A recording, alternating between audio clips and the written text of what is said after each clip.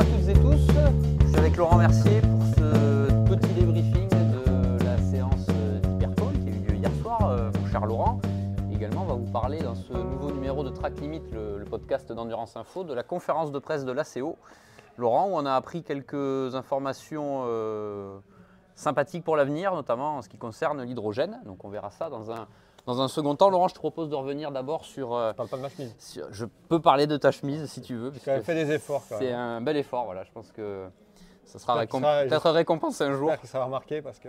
Laurent, on va revenir sur cette séance d'Hyperpole qui a été très animée, notamment sur la fin. On va rappeler qu'au départ, Sébastien Bourdet a longtemps tenu le meilleur temps pour viser la pole position, la première pour un Français depuis Loïc Duval, si je ne me trompe pas. C'est un autre Français, pas Sébastien Bourdet, malheureusement pour le Manceau, qui est venu lui subtiliser la pole donc, après le drapeau rouge. On vous rappelle que la séance a été interrompue sous régime de drapeau rouge après la sortie de piste de Dries Vanthoor à Indianapolis.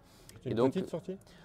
Il sort pas, c'est pas un gros crash. C'est l'erreur malheureusement de trop pour le Belge qui avait été très très bon dans la séance de qualification, qui avait même surpris l'encadrement de BMW, comme nous l'avait confié Andreas Rousse quelques heures plus tard. Donc pour le pilote belge, malheureusement, ça a signifié l'annulation des chronos. Et donc à cet instant-là, Sébastien Bourdet est en tête et à la relance, c'est le seul qui ne repart pas. Donc comme il a expliqué derrière, effectivement, la quantité d'essence n'aurait sans doute pas permis de pouvoir refaire une vraie tentative. Et derrière, c'est donc Kevin Estre sur la Porsche numéro 6 du Porsche Penske Motorsport qui s'est adjugé la pole. Laurent, au vu du début de la semaine, cette pole position de Porsche n'était pas forcément celle qu'on attendait au vu de ce qui a été établi en piste, on va dire.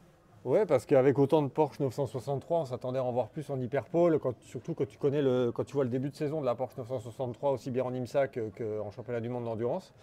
Et c'est la seule voiture qui est passée du coup de Porsche Penske Motorsport en Hyperpole. Et c'est sûr qu'on s'acheminait plutôt, on avait commencé à se congratuler dans le camp Cadillac Racing avec notamment Sébastien Bourdet. Ce qui aurait été une belle récompense pour lui d'ailleurs. Je pense que ça aurait été plutôt bien vu que Seb fasse la pole chez lui et surtout que ça fait quand même partie, je crois que c'est le seul pilote qui était présent au siècle dernier aux 24 heures du Mans en piste. Donc voilà, et Kevin a fait du Kevin, c'est-à-dire que quand il faut aller au charbon, qu'il faut aller vite et tout, c'est passé pour lui. Ça fait partie des pilotes qui sont capables d'aller chercher le dernier, on va dire, on va même pas dire millième, mais le dernier poulième, on va dire, pour aller décrocher la pole. Je pense que c'était pas gagné à la vue du début de semaine. Et voilà, donc ça a mis un petit peu les pendules à l'heure et c'est une Porsche qui partira depuis la pole. Alors c'est assez étrange par rapport à Kevin parce que on en a discuté ensemble, mais il y a 10 ans, il était ici, il roulait en Porsche Carrera Cup. Il y avait une course de Porsche Carrera Cup. Il était en tête, largement en tête, en train d'atomiser tout le monde et dans le dernier tour, il crève. Et je crois qu'il finit 40 et quelquième. Et 10 ans après, il fait la pole dans la catégorie RN en tant que pilote officiel Porsche. Il y a une belle histoire. Si tu veux, Kevin fait partie des gens, un peu comme Fred Mako, qui ont couru après un poste de pilote officiel chez Porsche, qui ont brillé en Porsche Cup. Et même si Kevin a brillé ailleurs avec notamment la Carrera Cup Deutschland. Et un passage aussi chez McLaren. Un passage chez McLaren entre les deux. Et là, décrocher la pole en France, c'est juste magique. C'est juste magique. Et mérité en plus. Et bon, on sait, on l'a évoqué hier avec Thibaut Villemont, c'est une édition tellement importante pour Porsche Penske. On sait qu'il court après cette victoire, même si la pole position ne fait absolument pas le résultat de dimanche à 16h. C'est déjà un petit pas pour cette équipe, notamment dans le boost mental forcément, de pouvoir faire la pole et de voir là que c'est possible d'aller plus vite que la concurrence. Mécaniquement, ça donne un… Alors d'une, c'est un pas médiatique. Évidemment. Et puis ça donne un avantage quand même, et c'est sûr, comme tu le dis, ça donne aussi de la confiance par rapport à la course. On sait que la course, en plus, il y a un paramètre quand même qu'on n'a pas parlé, ou qu'on a parlé du moins un petit peu hier en fin d'essai libre 4, c'est la pluie. Oui. On a vu quelques voitures passer les pneus pluie en fin de séance, mais on n'a pas eu de grosse pluie. On sait que la pluie est annoncée principalement pour dimanche. Ça peut aussi, on l'a vu à Imola notamment, ça peut aussi modifier la stratégie et modifier aussi le cours de la course. Donc ça, c'est un paramètre aussi qu'il faudra prendre en compte. Tout le monde avait un petit peu peur de nuit aussi avec le démarrage des voitures en pneus froids. Et en fait, on se rend compte que dans l'ensemble, ça a plutôt bien été géré. Il y a un temps d'adaptation. les pilotes ne peuvent pas se lâcher comme il le faut. Mais ouais, franchement, juste avant, on était en interview avec Hugues de Chaunac et on lui disait, Hugues, tout le monde parle de la BOP. Et au final, on ne sait pas qui c'est qui va gagner. Non. Donc après, tu te dis, on critique un peu la BOP, là, ceci, là, cela, mais au final, on n'est peut-être pas crédible parce que quand on dit qui c'est qui va gagner, tu dis, je sais pas. On en a parlé dans le précédent podcast. Oui, bien sûr. On sait à peu près qu'il y a plusieurs groupes. C'est que Ferrari sera fort, que Toyota sera fort, que Porsche sera fort, que Cadillac sera fort. Alpine une voiture. On voit Alpine, on voit BM aussi, les nouveaux qui sont. Alors, BMW un petit peu moins nouveau qu'Alpine, mais on voit que ces LMDH avec ces nouvelles équipes, finalement, ne sont pas si éloignés que ça dans certaines circonstances. On sait qu'on a Peugeot qui est un peu quand même un petit peu. Mais attention en course. On l'a vu l'an dernier. On l'a vu l'an dernier et il ne faut surtout pas oublier Peugeot. C'est un peu plus compliqué aussi pour Lamborghini quand même. Et puis Isotta Fraschini évidemment qui a une seule voiture, qui a, on ne va pas le répéter une 25e fois, mais qui a un équipage qui est certainement un peu moins capé si on enlève Jean-Carl Vernet. Donc c'est ouvert. Malgré la BOP, on est les premiers à en parler fréquemment, malgré cette balance de performance, bien malin qui peut dire quelle voiture et quel équipage va gagner. Ouais. Par contre, on a vu des confirmations, un Cadillac notamment hier en hyperpole, Laurent, avec Alex Lynn. Bon, malgré la pénalité de 5 places suite, on vous le rappelle, à l'accident de Spa-Francorchamps, et Sébastien Bourdet donc, qui ont montré que sur un tour, les Cadillacs étaient présentes. Ouais, bon, maintenant, reste à voir évidemment ce qu'il en sera en cours sur les longs relais. Et la pluie. Et la pluie, évidemment, qui ne peut que redistribuer les cartes en termes notamment de stratégie. Il suffit de pas rentrer au bon moment, Laurent, on l'a déjà vu ici, et c'est pas un tour de 4 ou 5 km, c'est un tour de presque 14, donc c'est pas la même, c'est pas du tout la même histoire quand on manque la bonne fenêtre pour rentrer au stand. Et puis il y a un autre paramètre, c'est les neutralisations aussi. Il faudra gérer. Avec la procédure safety car notamment. On l'a vu à la journée test, qui dure quand même nettement plus longtemps, moins que l'année dernière, un tout petit peu moins, oui. Il n'y a plus de dropback, donc il faut voir après en fonction des situations. Oui, il y a eu un seul essai de voiture de sécurité. Exactement. Réelle procédure. Donc après, ça c'est aussi un paramètre. Et il y a aussi le paramètre des limites de la piste. On sait que là, contrairement à d'autres courses, notamment les 24 heures de Spa où c'est la voiture qui est pénalisée, là on pénalise le pilote. Que la course est considérée comme une session, qu'au bout de 12, par pilote, alors 12 on peut dire ouais c'est beaucoup, 12 sur 24 heures. Ouais, puis 12 ça peut aller vite, on sait aller très vite. Des portions notamment au tertre rouge, des portions comme ça où si vous manquez au tertre rouge, vous manquez toute la première partie de la ligne droite des Hunaudières. Mécaniquement, le temps autour, même si en course le temps autour n'est pas forcément ce que vous recherchez en premier, mais si vous répétez, vous savez que vous ne pouvez pas aller trop loin à cet endroit-là, il faut prendre ça en compte, c'est certain. Et puis, ça peut jouer. Pour en avoir assez longuement discuté hier avec Sarah Bovy, qui roule sur une Lamborghini en GT, en LMGT3, elle dit Sarah, ça dépend aussi de si tu as une voiture qui vient de te dépasser et que tu ne sors pas forcément des limites de la piste pour de la performance, mais tu peux être aussi déventé un peu. C'est que les GT3, en plus, n'ont pas forcément beaucoup d'aéro.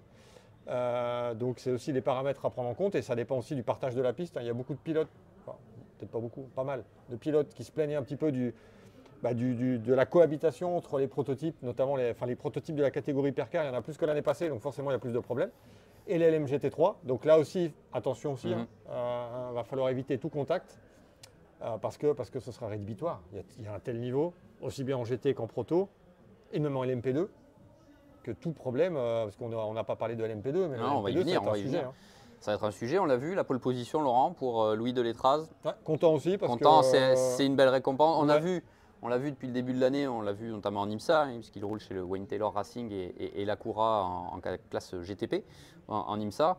Il a encore fait preuve, Louis, de sa pointe de vitesse sur un tour avec la voiture du AO by TF. Ouais, et puis content, après, il y a beaucoup de pilotes qui méritaient aussi de partir en pôle, mais Louis, en plus, c'est un mec sympa, rapide, discret, et c'est une voiture qui roule en pro-am.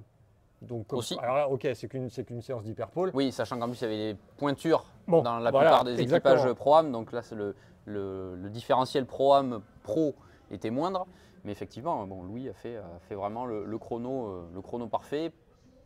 Face notamment à des pilotes, Malte Jacobsen, qui lui par contre a été un petit peu en dedans sur cette séance, mais il y avait vraiment des grosses pointures sur cette séance hyperpole en LMP2 et il a fallu tiré son épingle du jeu et à ce petit jeu, AO by TF a été les meilleurs. Et comme en MGT3, on a vu une voiture qui a pourtant eu des problèmes plus tôt dans la journée avec Inception Racing et finalement c'est bien Brendan Iribe et la McLaren numéro 70 Inception Racing donc, qui ont signé la pole.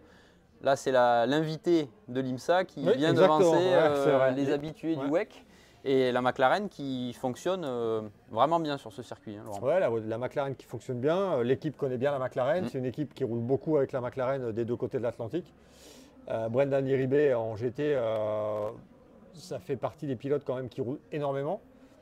L'équipe derrière, l'équipe Optimum de Sean Goff avec Bas Linders dans l'équipe, franchement, là aussi c'est du haut niveau et c'est aussi une juste récompense parce que c'est une équipe qui est fidèle aux différents championnats.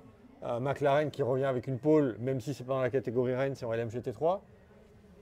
Franchement, là aussi, ça va être ouvert. Laura, on a fait un petit peu le tour de cette séance d'Hyperpole hier.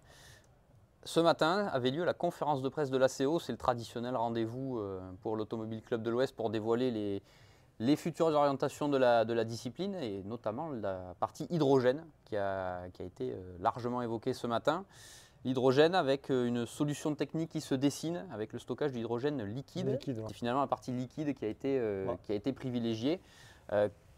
C'est un choix visiblement logique en toutes les discussions qui ont été menées pour la compétition. Ouais, c'est le choix qui satisfait, je pense, la plupart des acteurs et la plupart des constructeurs. On a pu échanger avec plusieurs d'entre eux à ce sujet-là. C'est plutôt quelque chose qui va dans le bon sens. Maintenant, bon, il va falloir du temps. Oui, c'est pas un horizon 2026 ou 2027. C'est pas quelque chose qui va se faire tout de suite. Mais oui, c'est ce que les constructeurs voulaient. Et forcément, le législateur a plutôt écouté les constructeurs, ce qui est normal parce que c'est quand même eux qui vont financer la construction des voitures et le développement. Bien sûr. Et donc voilà. Mais avant d'en arriver quand même à l'hydrogène, on va déjà continuer avec les LMP2 plus longtemps. Exactement. Et également le règlement Hypercar qui lui est prolongé jusqu'en 2029. Voilà, donc les LMP2, où ça va être des nouvelles LMP2 avec un downsizing au niveau du moteur. Et pour l'instant, en attendant, les LMP2 qui sont prolongés pour une durée de...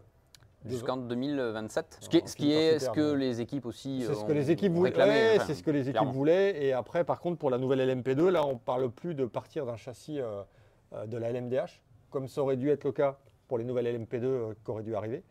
Et là, on part d'une feuille blanche, carrément. Et on n'a pas encore tous les éléments. On n'a pas encore le fournisseur moteur, qui sera normalement unique, évidemment. Et il va falloir attendre un petit peu la réglementation pour pouvoir voir ce que ça va donner. Mais avoir une vision un peu de l'avenir pour les équipes. Parce que stabilité pour l'instant. Voilà, on en avait discuté avec Xavier Combet. Pour le LMP2, c'est vrai qu'il n'y avait pas encore de feuille de route encore claire.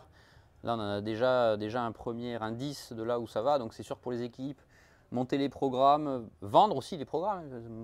On peut acheter une voiture, se dire qu'on va faire tel ou tel championnat, mais à un moment, il faut qu'il y ait des pilotes qui aussi financent cette part de programme. Et ce n'est pas forcément évident.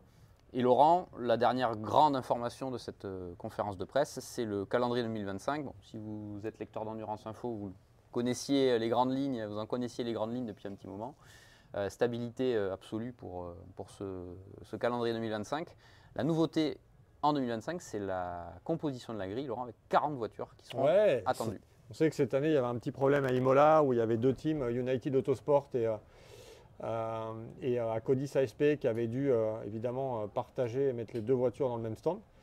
Et là, avec 40 voitures l'année prochaine, ce sera plutôt une bonne idée. Et on verra après ce que ça va donner à l'avenir. Mais Imola va construire 2 stands supplémentaires pour pouvoir accueillir cette grille de 40 voitures dès l'année prochaine.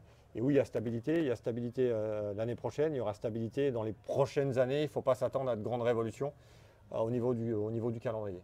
Évidemment, avec les manches overseas, comme on les appelle, donc assez éloignées. C'est vrai que là, l'ACO commence à trouver son rythme de croisière et pouvoir fonctionner ainsi avec la stabilité, un mot qui est souvent revenu dans les discussions, c'était important. Laurent, on a fait le tour de cette Hyperpole, de cette conférence de l'Automobile Club de l'Ouest de ce matin. On va remercier Michelin qui nous a accueillis dans sa loge. Avec le pneu, on a l'exposition du pneu lunaire, parce que Michelin va aller sur la Lune.